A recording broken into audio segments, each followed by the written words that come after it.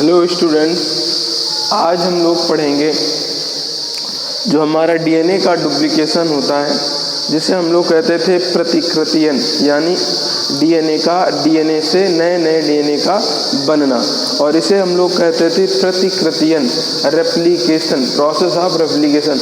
और कहा था एक कोशिका की जो है एस फेज में होता है, एस अवस्था में होता है। तो डीएनए से नए डीएनए का बनना ही क्या कहलाता है? हमारा रेप्लिकेशन कहलाता है, प्रतिकृतियन कहलाता है। उसके अंदर हमने 2 स्टेप्स कल पढ़ लिए थे कि स्थायी कौन बनाता है। आज ये हम पढ़ेंगे कि डीएनए जो है, डीएनए से जब डीएनए बनता है तो डीएनए पॉलीमरेज जो थर्ड होता है वो किस तरीके से कार्य करता है और कैसे 5' पे जुड़ता है, क्या आरएनए प्राइमर होता है, यही सारी चीज़ें जानेंगे हम लोग। तो आज हम लोगों को ये पढ़ना है कि जो हमारा डीएनए एक डीएनए के अंदर 2 रज्जुक होते हैं, 2 स्ट्रैंड, बीच से जब हाइड्रोजन बॉन्ड काट देंगे तो कितने स्ट्रैंड हो जाएंगे? हमारे पास 2 स्ट्रैंड हो जाएंगे, यानी 2 रज्जुक हो जाएंगे।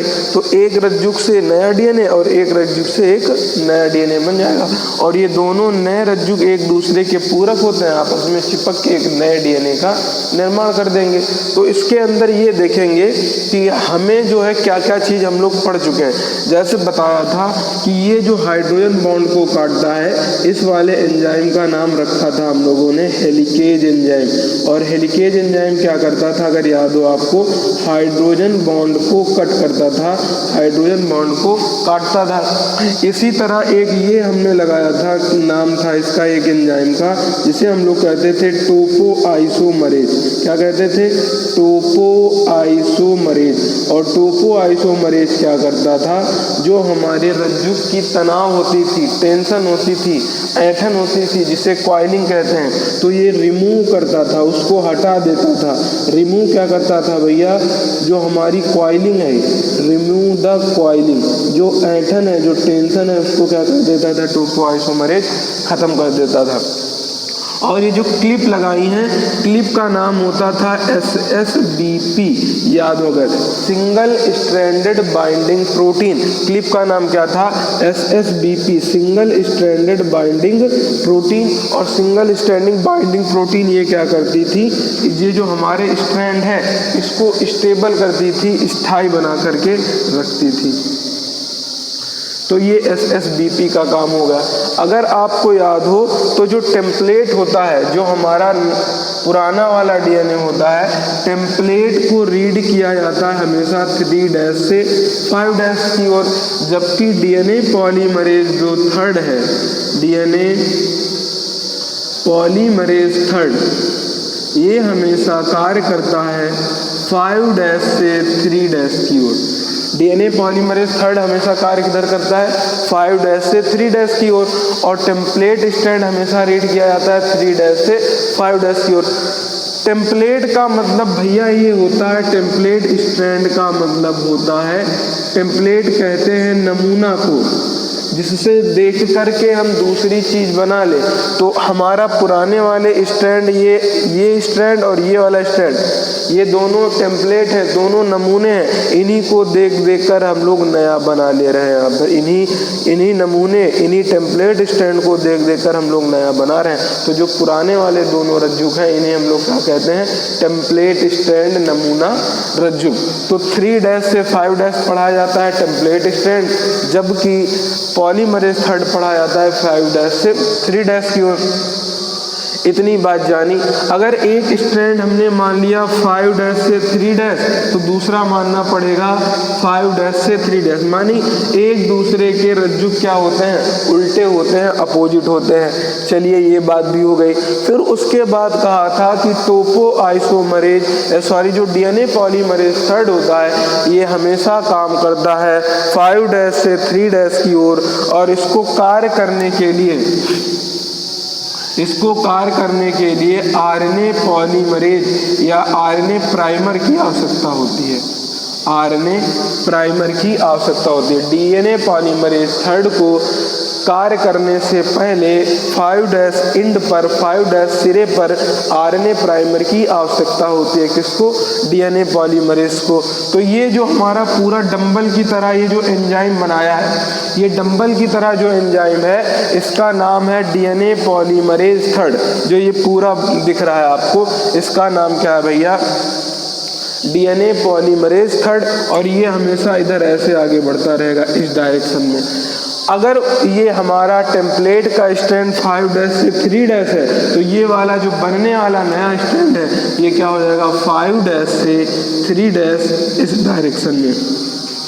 तो ये 5' से 3 डायरेक्शन है तो ये सीधे जुड़ता हुआ चला आएगा। और यहाँ पर हमने शुरुआत में लगा दिया आरएनए प्राइमर को। आरएनए प्राइमर इसलिए लगाया क्योंकि डीएनए पॉलीमरेज थर्ड को कार्य करने के लिए शुरुआत में ज़रूरत होती है आरएनए प्राइमर की। तो हमने आरएनए प्राइमर को क्या कर दिया? जोड़ दिया। लेकिन जब नीचे की डायरेक्शन में आएंगे तो अगर ये स्ट्रैंड हमारा 3' से 5' है तो जो नया बनेगा वो यहाँ पर हो जाएगा 3' से 5'। डीएनए पॉलीमरेज थर्ड जा रहा है इधर, तो इसके लिए ये डायरेक्शन क्या हो जाएगी? अपोजिट। तो हमें क्या करना होगा? जितने भाग में आरएनए पॉलीमरेज डीएनए पॉलीमरेज पाया जाता है उतने भाग में हर एक उतने भाग में आरएनए प्राइमर की आवश्यकता होगी। तो यहाँ पर आरएनए प्राइमर लगेगा, हर एक बार लगेगा आरएनए प्राइमर, और फिर यहाँ पर आरएनए प्राइमर लगेगा।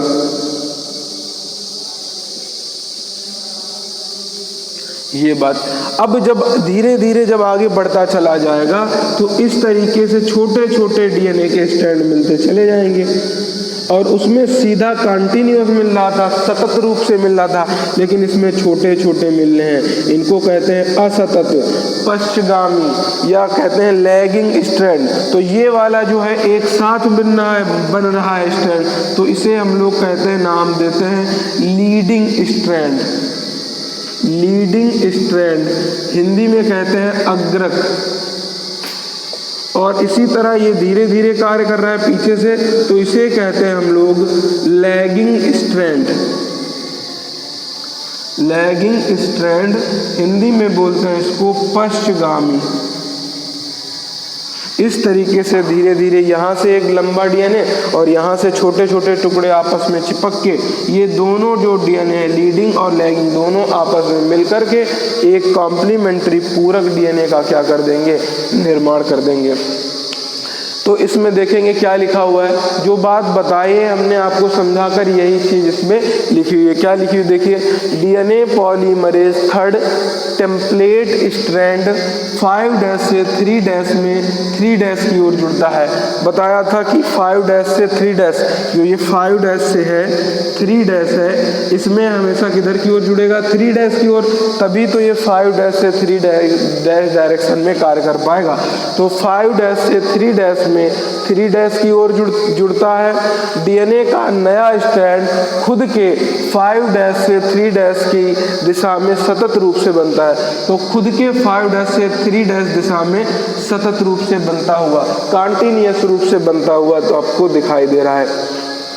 इससे बने स्ट्रैंड को लीडिंग स्ट्रैंड, अग्रक श्रृंखला कहते हैं। नाम भी दे दिया भैया, लीडिंग स्ट्रैंड या अग्रक श्रृंखला। फिर लिखा है इस वाले में 3' से 5' वाले पैतृक रज्जु में डीएनए पॉलीमरेज थर्ड 5' सिरे पर जुड़ता है। तो 5' सिरे पर यहाँ पर ये क्या जुड़ा हुआ दिख रहा है आपको? जुड़ता है, जिससे असतत डीएनए स्ट्रैंड का निर्माण होता है। ये छोटे छोटे हैं, छोटे छोटे को कहते हैं डिसकंटिन्यूअस, और डिसकंटिन्यूअस को कहते हैं हम लोग असतत, जो जारी या कंटिन्यूअस पूरी तरीके से ना हो। इन डीएनए के छोटे छोटे खंड को, ये जो हमारा एक खंड है, इस एक खंड को कहते हैं हम लोग ओकाजाकी खंड। क्या कहते हैं भैया? ओकाजाकी खंड। एक इस डीएनए के स्ट्रैंड को नाम देते हैं हम लोग ओकाजाकी खंड। तो छोटे छोटे खंड को ओकाजाकी खंड कहते हैं और इनसे बने नमूने स्ट्रैंड को पश्चगामी श्रृंखला लैंगिक स्ट्रैंड कहते हैं। और इससे बनने वाला जो नमूना स्ट्रैंड है और बनने वाले पूरे स्ट्रैंड को, पूरे डीएनए को क्या कहेंगे? लैगिंग स्ट्रैंड, पश्चगामी रज्जुक कहते हैं।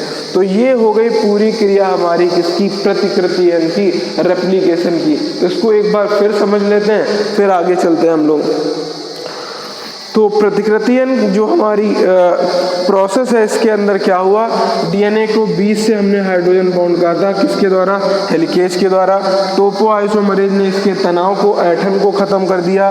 सिंगल स्ट्रैंडेड बाइंडिंग प्रोटीन ने इसको स्टेबल कर दिया। डीएनए के जो अलग अलग दो काटने के बाद जो स्ट्रैंड बने, इन स्ट्रैंड को कह दिया हमने, एक वाले स्ट्रैंड को नमूना स्ट्रैंड, दूसरे को भी नमूना स्ट्रैंड। तो ये नमूना अगर एक 5' से 3' की ओर, दूसरा 3' से 5' की ओर, तो हमने इसको मान लिया 5' से 3', इसको मानना पड़ेगा 3' से 5' की ओर। डीएनए पॉलीमरेज थर्ड आया और आके कहाँ जुड़ गया? 5 डायरेक्शन, क्योंकि ये हमेशा चलता है 5' से 3' की ओर, तो ये 5' की से 3' की ओर जा रहा है। अब आरएनए प्राइमर लगा दिया। आरएनए प्राइमर लगाने पर हमें एक स्ट्रैंड डीएनए का मिला कंटिन्यूअस, सतत रूप से, जिसे हमने नाम दे दिया लीडिंग स्ट्रैंड। एक डीएनए हमें मिला छोटे छोटे खंड को, उस एक खंड को नाम दे दिया ओकाजाकी खंड। बनने से जो पूरा हमारा तैयार होगा रज्जुक, उस रज्जुक को नाम दे दिया पश्चगामी रज्जुक या लैगिंग स्ट्रैंड। और इस तरीके से हमारे प्रतिकृतियन की क्रिया हो जाती है, डीएनए पॉलीमरेज थर्ड कार्य कर देता है। तो ये था हमारा पूरा प्रोसेस प्रतिकृतियन का। ये इसको अच्छे से समझ लीजिए और अपनी फेयर कॉपी में जैसे ये लिखा बना हुआ है आप उसी तरीके से इसको नोट कर लीजिए। तो ये हो गया प्रतिकृतियन। फिर आगे पढ़ेंगे हम लोग लीडिंग स्ट्रैंड और जो हमारा लैगिंग स्ट्रैंड है, यानी जो अग्रक हैं और पश्चगामी हैं, इन दोनों में अंतर क्या है, ये बात, इस बात को हम लोग समझेंगे। चलिए इसको आज के इतना ही रखते हैं।